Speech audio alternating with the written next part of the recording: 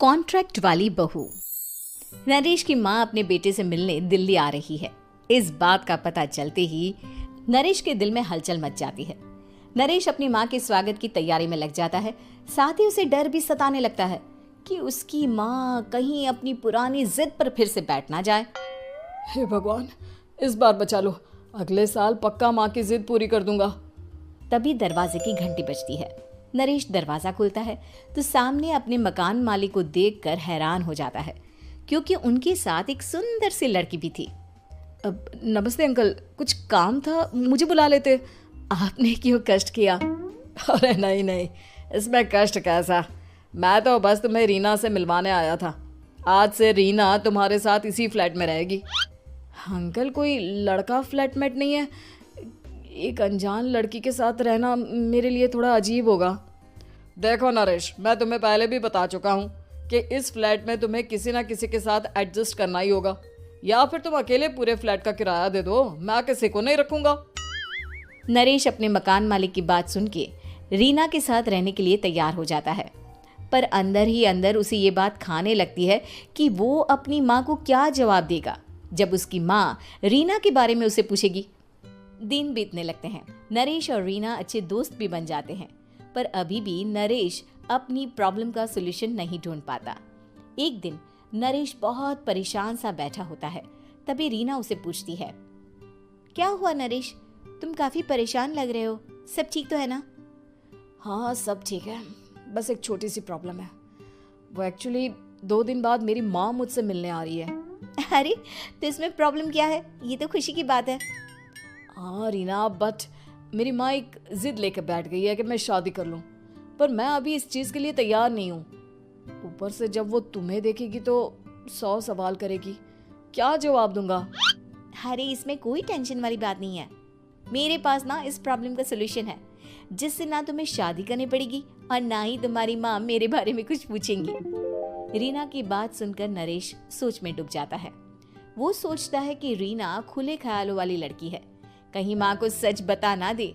नरेश को सोच में डूबा देखकर रीना कहती है, अरे क्या हुआ, किस सोच में पड़ गए? डोंट वरी, जैसा तुम सोच रहे हो ना वैसे कुछ भी नहीं है। मेरे पास एक प्लान है। मैं कुछ समझ नहीं पा रहा हूँ, कैसा प्लान? मैं समझाती हूँ। हम ना एक कॉन्ट्रैक्ट मैरिज कर लेते हैं। फिलहाल मेरे पास जॉब नहीं है, तो तुम इस रूम का किराया दे देना जब तक तुम्हारी माँ यहाँ रहेंगी, सिर्फ तब तक। और तुम अपनी माँ से कह देना कि मैं तुम्हारी पत्नी हूँ, इससे वो मेरे यहाँ रहने पर कोई सवाल भी नहीं करेंगी। अरे बात तुम्हारी ठीक है, पर माँ से झूठ बोलना, ना ना बाबा, मैं ये रिस्क नहीं ले सकता। कोई और आइडिया दो ना तुम। देखो मंजूर हो तो बोलो, वरना सच बता दो, मुझे कोई प्रॉब्लम नहीं है। रीना की बात सुनकर नरेश सोच में डूब जाता है। बहुत सोचने के बाद जब उसे कोई रास्ता नहीं मिलता तो वो रीना के बताए हुए रास्ते पर चलने के लिए तैयार हो जाता है।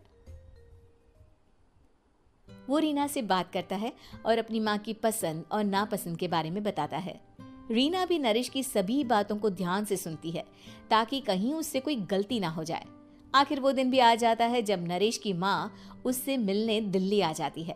नरेश अपनी माँ को फ्लैट पर लेकर जाता है। जैसे ही नरेश की माँ फ्लैट के अंदर जाती है, रीना उसके पैर छू लेती है। ये देखकर नरेश की माँ थोड़ी घबरा जाती है और नरेश से पूछती है, अरे बेटा नरेश, ये कौन है? माँ, ये आपकी बहू रीना है।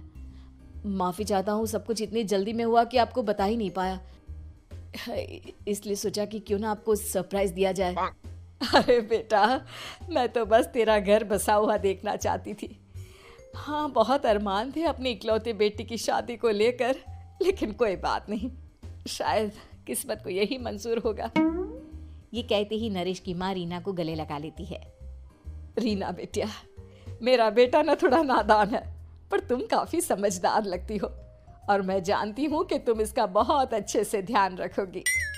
माँ आप चिंता मत कीजिए, मैं सब संभाल लूंगी। नरेश की माँ अपने बहू और बेटे के साथ खुशी खुशी रहने लगती है। दिन बीतने लगते हैं। नरेश की माँ और रीना का रिश्ता बहुत मजबूत होता चला जाता है। वो दोनों सारा दिन एक साथ रहती और खूब बातें करती। इधर साथ रहते रहते नरेश और रीना भी एक दूसरे से प्यार करने लगते हैं।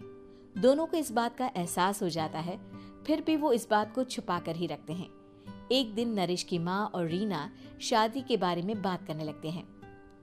रीना बिटिया, ये तो नरेश ने मुझे बिना बताए शादी कर ली, वरना मैं तो अपनी इकलौती बेटी की शादी इतनी धूमधाम से करती कि सारी दुनिया देखती रह जाती। अच्छा माँ, आप ऐसा भी क्या करती नरेश और मेरी शादी में जो दुनिया देखती रह जाती? अरे बिटिया, एक माँ के अरमान तुम अभी नहीं समझोगी। मैं तो अपनी बहू को एक रानी की तरह लेकर आती और शादी भी बिल्कुल शाही अंदाज में करती, पर मेरे तो सारे अरमान ऐसे ही रह गए। खैर, मुझे तो अपने बेटे और बहू की खुशी चाहिए बस। ये कहते हुए नरेश की माँ की आंखों में आंसू आ जाते हैं। रीना भी ये सुनकर ख्यालों में खो जाती है, क्योंकि वो भी मन ही मन खुद को नरेश की पत्नी और उसकी माँ की बहू मानने लगी थी। शाम को जब नरेश ऑफिस से घर आता है तो रीना खुद को रोक नहीं पाती और नरेश के सामने उसकी माँ को अपने और नरेश के रिश्ते का सारा सच बता देती है। रीना की बात सुनकर नरेश की माँ दोनों से बहुत नाराज हो जाती है और घर वापस जाने की बात करने लगती है। तुम दोनों ने मुझसे सच छुपाकर बहुत ठेस पहुंचाई है मुझे। अब तुम लोगों के साथ नहीं रहना चाहती मैं, कल ही वापस चली जाऊंगी अपने घर। माँ, मुझे माफ कर दो, ये सब मैंने रीना के कहने पर ही किया है, वरना मैं भी आपको कभी ठेस पहुंचाने के बारे में सोच भी नहीं सकता। हाँ माँ, हमने ये सिर्फ आपका दिल रखने के लिए किया, प्लीज हम दोनों को माफ कर दीजिए। तुम दोनों ने मेरे अरमानों के साथ खिलवाड़ किया है, और वैसे भी मुझे अपने बेटे के लिए एक अच्छी लड़की ढूंढनी है, इसलिए मेरा यहाँ से जाना ही बेहतर होगा। माँ की ये बात सुनकर रीना खुद को रोक नहीं पाती। माँ, क्या मैं आपके घर की बहू बनने लायक नहीं हूँ? रीना की बात सुनकर नरेश हैरान रह जाता है। नरेश की माँ भी कुछ समझ नहीं पाती। मैं कुछ समझी नहीं, आखिर तुम कहना क्या चाहती हो? माँ, मैं वो नरेश से बहुत प्यार करती हूँ और साथ ही साथ मैं आपको भी अपनी माँ मान बैठी हूँ। आज जब आपकी बातें सुनी तो खुद को रोक नहीं पाई, इसलिए सारा सच आपको बता दिया। रीना की बात सुनकर नरेश की माँ की आंखों में आंसू आ जाते हैं और वो अपने बेटे नरेश और रीना को गले लगा लेती है। मेरे घर की बहू तो सिर्फ रीना बिटिया ही बनेगी। मैं आज ही तुम दोनों की शादी की तारीख निकलवा दूंगी, बस एक बार तुम्हारे घर वाले मान जाए। उसी दिन रीना के माता पिता भी उनके फ्लैट पर आ जाते हैं। दोनों परिवार आपस में बैठकर बातें करते हैं और शादी के लिए राजी हो जाते हैं। रीना भी कॉन्ट्रैक्ट फाड़ देती है और कहती है, सही मायने में मैं अब बहू बनूंगी, अब तक तो सिर्फ कॉन्ट्रैक्ट वाली बहू थी।